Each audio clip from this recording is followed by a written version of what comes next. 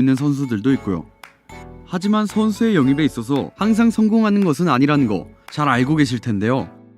비싼 돈 들여가며 선수 영입했는데 클로킹을 시전해? 야, 이런 멘탈 다 나가지. 그래서 오늘은 전 세계를 대표하는 최악의 이적 탑5에 대해 한번 알아보도록 하겠습니다.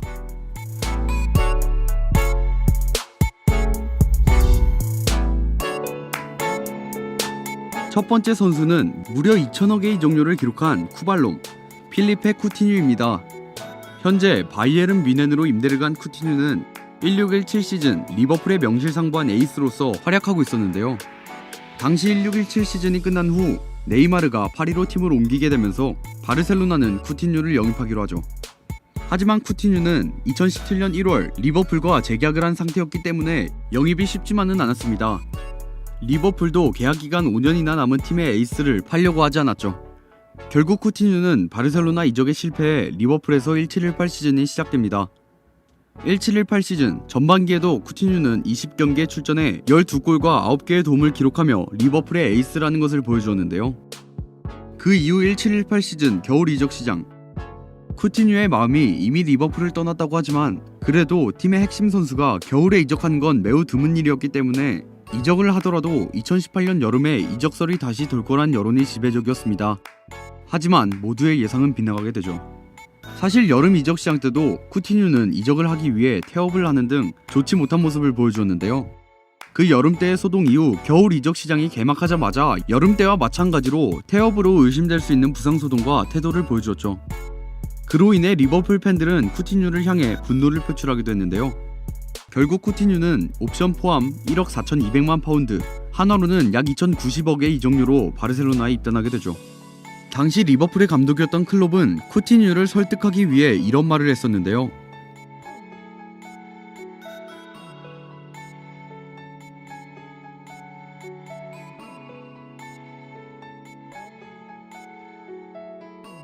결국 클롭의 예언은 사실이 되었습니다.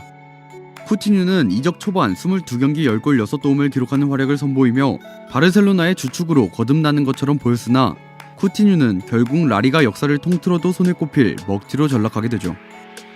쿠티뉴가 1819 시즌 바르셀로나에서 34경기에 출전해 5골 2개의 도움을 기록하는 부진에 빠지며 그가 바르셀로나에 입성하고부터 초라하게 쫓겨나기까지 걸린 시간이 불과 1년 반. 현재는 바이에른 뮌헨에 임대를 가게 되었는데요. 뮌헨에서는 그래도 좋은 활약을 보여주었으면 좋겠습니다. 두 번째 선수는 꺽이란 용어를 만들어낸 선수 알렉시스 산체스입니다. 맨유로 이적하기 이전 바르셀로나와 아스날에서 활약한 산체스는 맨유로 이적한 이후 최악의 폼을 보여주었습니다. 산체스가 맨유로 이적할 때 미키타리안과 트레이드로 이적했기 때문에 이적료의 문제는 없었지만 그의 주급이 좀 많이 문제였죠. 이전 아스날에서 주전 선수로 활약하며 2번의 FA컵 우승과 1번의 커뮤니티 실드 우승을 한 산체스는 리그에서 122경기에 출전해 60골을 넣는 활약을 보여주었는데요. 산체스는 1718 시즌이 끝나고 아스날의 부진한 경기력과 감독인 아르센 벵거 그리고 챔피언스리그 진출 실패에 대한 불만을 표출하면서 아스날을 떠나고 싶어하는 모습을 자주 보여주었습니다. 아스날과의 계약이 1년밖에 남지 않은 상황에서 재계약을 거부했고 결국 아스날은 산체스를 내보내기로 결정하죠. 결국 2017년 여름 이적 시장에서 맨시티로의 이적이 유력해 보였으나 토마 르마의 영입에 실패한 아스날이 산체스의 이적을 취소하는 바람에 산체스의 이적은 실패하게 됩니다. 야, 진짜 맨시티는 아스날한테 감사해야 된다 진짜. 결국 산체스의 이적은 실패하게 되고 시즌이 시작하게 됩니다. 산체스는 아스날에 잔류했으나 이전까지의 활약을 재현하지 못했고 시즌 전반기 내내 폼이 심각하게 떨어지는 모습을 보여주었는데요. 결국 2017년 겨울 이적 시장에서 산체스의 이적설은 다시 불타오르기 시작합니다. 이전과 마찬가지로 맨시티로의 이적이 거의 유력해 보였으나 아스날과 맨시티의 협상은 지지부진했고 그 틈을 타 맨유가 하이제킹을 시도해 산체스를 영입하려 했죠. 결국 미키타리안과 산체스의 트레이드 형식으로 협상이 진행되었고 산체스는 맨유로 이적했습니다. 산체스가 맨유에 가서 마샬, 링가드와 함께 주전 윙어로 뛸 수 있고 때에 따라서 루카쿠를 대체하여 톱으로도 쓸 수 있었기 때문에 맨유 팬들은 많은 기대를 했었는데요. 하지만 여러분들도 아시다시피 데파이, 디마리아, 팔카오는 비교도 안 될 맨유 역사상 최악의 먹튀이자 EPL 역대 최악의 먹튀로 불리고 있죠. 그의 맨유 이적 후 활약이 리그 32경기에 3골, FA컵에서도 7경기 2골, 이런 부진도 문제지만 그가 욕을 먹을 수밖에 없는 결정적인 이유는 바로 주급 때문인데요. 이런 부진 속에 산체스가 받는 주급이 약 7억, 국밥 만 그릇으로 알려져 있어 축구 팬들은 그를 꺼억이라 부르며 산체스를 놀리고 있죠. 그가 맨유에서 지내온 1년 반 동안 5골을 넣은 것이니 산체스는 한 골당 약 120억을 받았다는 건데 양심 진짜 어디지? 세 번째 선수는 무결점 스트라이커에서 결점 스트라이커가 된 셰브첸코입니다. 그는 첼시로 이적하기 전 AC 밀란에서 활약을 보이며 스트라이커로서 역대급 활약을 펼쳤습니다. 데뷔 시즌부터 리그 24골을 넣는 활약을 보이며 리그 득점왕을 차지했고 7시즌 동안 총 322경기에 출전해 175골을 기록하는 득점력을 보여주었죠. 부상으로 인한 02-03 시즌을 제외하고는 매 시즌 20골 가까이를 기록하며 세리아를 대표했던 스트라이커로 활약했었는데요. 03-04 시즌에는 리그 우승, 세리에아 득점왕을 동시에 차지하며 발롱도르를 수상하기도 했죠. 이런 활약을 보여주었던 셰프첸코였기 때문에 첼시는 약 500억의 이적료를 들여 그를 영입하게 됩니다. 많은 사람들은 셰프첸코가 당시 유럽을 지배하던 최고의 스트라이커였기 때문에 드록바를 제치고 단숨에 주전 자리를 차지할 거라 생각했지만 셰프첸코는 이전의 활약이 무색하게 컨디션 난조와 부상 등으로 최악의 부진을 겪게 되죠. 그는 첼시에서 2시즌 동안 리그 9골에 그쳤고 그 사이 드록바는 역대급 퍼포먼스를 선보이며 결국 셰프첸코는 벤치 멤버로 전락하게 됩니다.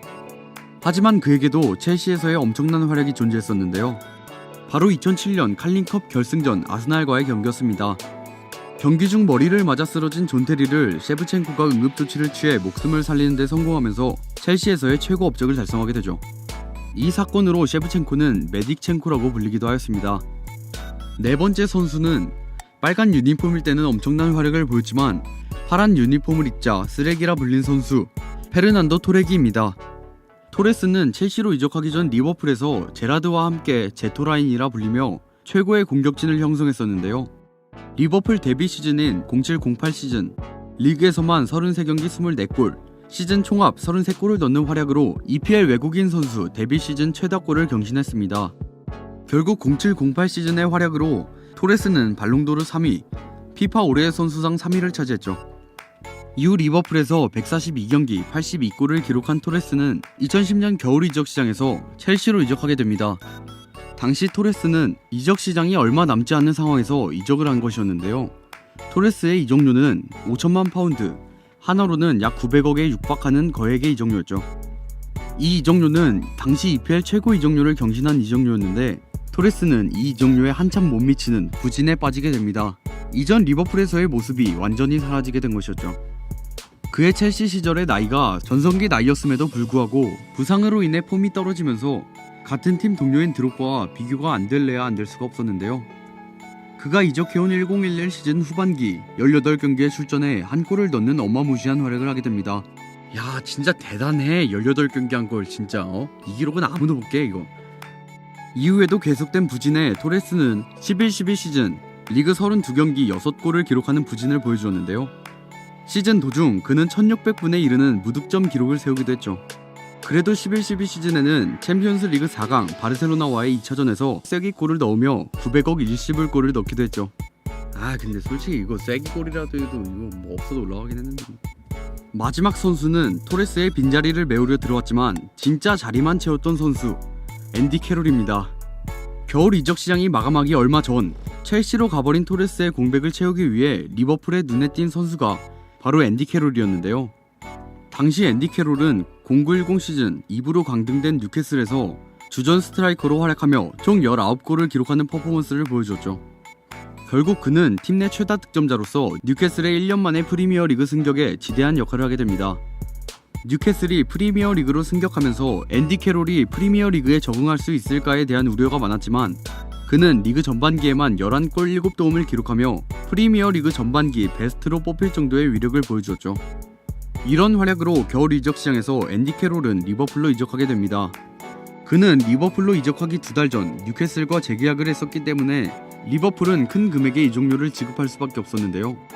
그의 이적료는 3,500만 파운드에 500만 파운드의 옵션으로 당시 다비드 비아가 4천만 파운드, 그리고 같은 해에 AC 밀란이 질라탄, 호비뉴, 카사노까지 4천만 파운드에 영입했으니 좀 많이 비싸긴 했죠. 그렇다 보니 앤디 캐롤이 리버풀에서 활약하지 않으면 안 되는 상황이었는데 모두가 알다시피 부진했죠.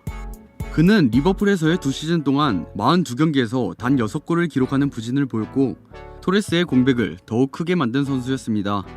지금까지 최악의 먹튀들에 대해 알아보았습니다. 이 선수들 외에도 돈값을 하지 못한 선수들이 여럿 있었는데요.